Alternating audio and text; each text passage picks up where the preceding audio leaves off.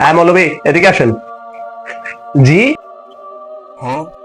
কেন ডাকতেছস? আরে ভাই, কইস না, এদের না একটা বিশ্বাস আছে বুঝছস, ওদের সৃষ্টিকর্তা নাকি কোন বললে সবকিছু সৃষ্টি হয়ে যায়, আবার পাইয়া কোন বললে নাকি সবকিছু ধ্বংস হয়ে যায়। দাঁড়া, মজা দেখ। কি কস? সালাম আলাইকুম। কেন ডাকছিলেন?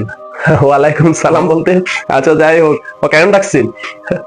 ডাকার কারণ হচ্ছে আপনাদের একটা ফিলোসফি আছে নাকি আপনাদের আল্লাহ নাকি কোন বললে সবকিছু সৃষ্টি হয়ে যায়, আবার পাইয়া কোন বললে সবকিছু ধ্বংস হয়ে যায়। এটা কোন ধরনের বিলিভ ভাই? হ্যাঁ, এটার ভিতরে কোনো যুক্তি থাকার দরকার তো। যুক্তিটা কি আপনাদের?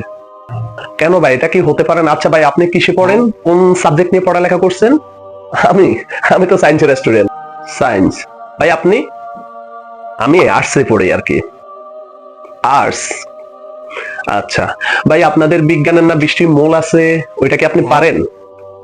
হ্যাঁ, এটা কোনো ব্যাপার হচ্ছে? আমি সায়েন্স নিয়ে পড়ালেখা করছি, আমি পারবো না? হ্যাঁ, আচ্ছা বলেন তো দেখি। ও, বলতাম। এটা এটা কোনো কোশ্চেন হচ্ছে? আচ্ছা বলতেছি। Hydrogen, helium, lithium, beryllium, boron, carbon, nitrogen, oxygen, chlorine, neon, sodium, magnesium, aluminium, silicon, phosphorus, sulphur, chlorine, argon, potassium, calcium. বাহ! আচ্ছা ভাই, এই 20টা মূল, তাহলে এবার আপনি বলেন তো। আমি বলতাম হাইড্রোজেন, হালিয়াম। আরে পাগল, আমি তোর বলি হাইড্রোজেন, হাইড্রোজেন। আরে আমার তো, আরে হাইড্রোজেন, হেলিয়াম, লিথিয়াম। কি? আচ্ছা, হাইড্রোজেন, ভাই আমার পক্ষে হইব না, আমার দাঁত ভাঙা যাবে এগুলো, এটা এটা আমার পক্ষে সম্ভব না ভাই। এত কঠিন ওয়ার্ড গুলো আমি উচ্চারণ করতে পারবো না। তুই তো অনেক ইজিতে বলে ফেলছস, আমি পারবো না হুজুর, আমি পারবো না। আর কি শিক্ষিত হইছস, একটা ওয়ার্ড উচ্চারণ করতে পারতেছস না? এটা কোনো কথা? একদম ইজি তো এটা। আরে ভাই, আমি পারবো না বলছি তোরে ভাই, এটা আমার পক্ষে সম্ভব না, এটা আমার সেক্টর না। এটা কোনো কথা? হ্যাঁ, এটা একদম ইজি, এটা কোনো ব্যাপার হইছে? Hydrogen, helium, lithium, beryllium, boron, carbon, nitrogen, oxygen, chlorine, neon, sodium, magnesium, aluminium, silicon, phosphorus, sulphur, chlorine, argon, potassium, calcium. দেখছস কত ইজি? দেখছেন? এটা এত ক্রিটিক্যাল করার তো কিছু নাই, এটা একদম ইজি। জি ভাইয়া, এটা শুধু আপনার জন্যই জি, ওনার জন্য না। কেননা এটা সম্পর্কে উনি অবগত না, আপনি অবগত। আপনি এটা সম্পর্কে জানেন বিদায় আপনি বলতেছেন এটা একদম ইজি। উনি জানে না বিদায় বলতেছে এটা আমার জন্য অনেক কঠিন। আমার আল্লাহ কোন বলে যে কোনো কিছু সৃষ্টি হয়ে যায় এবং পাইয়া কোন বলে যে কোনো কিছু ধ্বংস হয়ে যায়, এটার একমাত্র কারণ হচ্ছে এটার সম্পর্কে আমার আল্লাহ জ্ঞান রাখেন। আমার আল্লাহর জন্য এটা একদম ইজি, আপনার জন্য না, আপনার চিন্তা শক্তির বাহিরে এটা।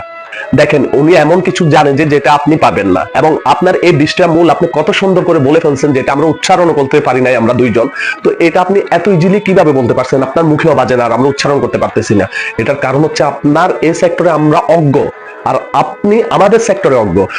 আল্লাহ যে কোনো কিছু সৃষ্টি করার ক্ষেত্রে সক্ষম, তাই জন্য উনি কোন বললে হয়ে যায়, ফাইয়া কোন বললে ধ্বংস হয়ে যায়। আর আপনাদের ভিতরে একটা ভুল ধারণা আছে, কি জানেন? আপনারা আল্লাহকে নিজের মতো করে ভাবেন।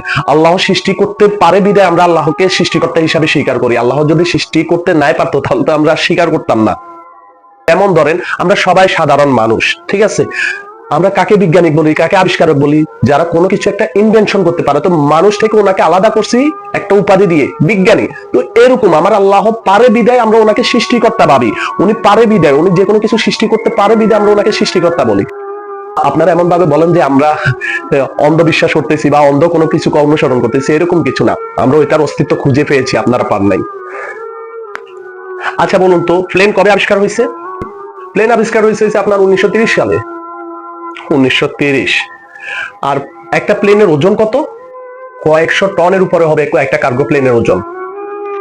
কয়েকশো টন হইব। আচ্ছা, আপনি কি জানেন আমরা যারা গড বিশ্বাস করি, যখন সর্বপ্রথম একটা প্লেন উপর দিয়া উঠতেছিল তখন আমরা বলতেছিলাম ইমাম মেহেদী আসছে। এটা আমাদের ইমান নেওয়ার জন্য। একটা এত বিশাল একটা প্লেন কিভাবে আকাশ দিয়ে উঠতে পারে, এটা কি কোনোভাবে সম্ভব? হ্যাঁ, আমরা মুসলমানরাই বলছি এটা অসম্ভব, এটা কোনোভাবেই সম্ভব হতে পারে না, এটা ফেতনার জন্য আসছে। দেখেন, এখন আমরা যেহেতু কিছু বছর বা 2, 1, 10, 15, 20 যুগ যাওয়ার পর আমরা যখন চোখ দিয়ে দেখছি, তখন আমরা বিশ্বাস করছি যে হ্যাঁ প্লেন উঠতে পারে। কিন্তু তার আগে আমরা বলছি কি, ঈমান নেওয়ার জন্য বা আমাদেরকে পথভ্রষ্ট করার জন্য এটা বলতেছে। তো আমরা দেখার আগ পর্যন্ত এটা বিশ্বাস করি না। তো ওই বিজ্ঞানিকের ক্ষমতা ছিল বললে বিদায় উনি আকাশ দিয়ে প্লেনটা উড়াইছে। আর আমার আল্লাহর ক্ষমতা আছে বিদায় উনি কোন বলে সৃষ্টি হবে, পাইয়া কোন বলে ধ্বংস হবে। ওই জন্য আমরা ওনাকে সৃষ্টিকর্তা হিসাবে মানি, বুঝছেন? ওনার যদি ক্ষমতা না থাকতো আমরা মানতাম না। আর যদি বুঝে থাকেন, দয়া করে দুইজনের কে বলতেছি, সঠিক এবং সত্যর পথে আসুন। আসসালামু আলাইকুম।